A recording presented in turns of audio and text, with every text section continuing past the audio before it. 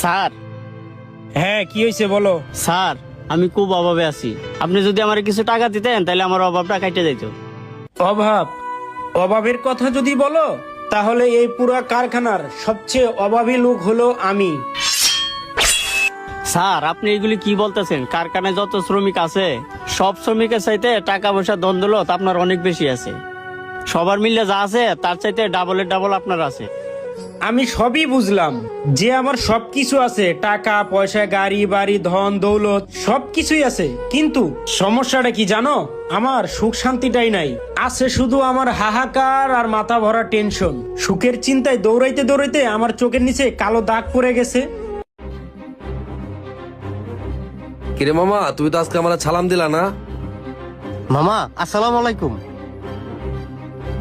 ঠিক আছে মামা, আসসালামু আলাইকুম। মামাটা অনেক ভালো, আমার 10 টাকা বকশিস দিয়ে গেল।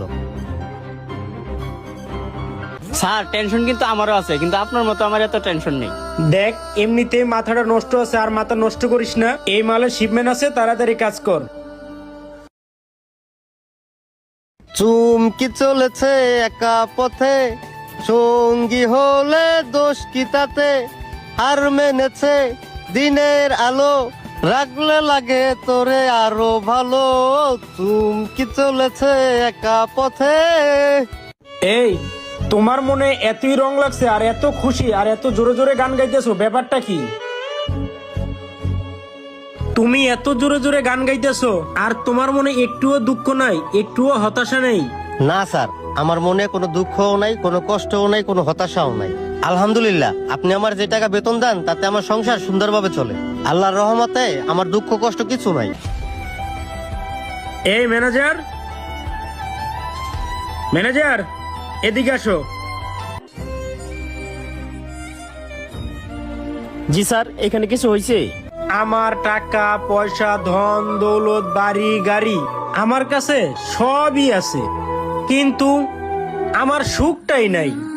আর দেখো, এই একটা পিয়ন আমার কারখানায় চাকরি কইরা কয় টাকা পায়, অথচ ও অনেক সুখে আছে, মনের সুখে গান গাইতেছে। এর কারণটা কি? স্যার রহস্যগুলো তো বুঝবেন না। স্যার এই পিয়নডে প্রমোশন দিয়ে বড় পোস্টের একটা চাকরি দিয়ে দিন, আর তারে 2 থেকে 3 লাখ টাকা দিয়ে দেন, তারপর দেখেন কি হয়।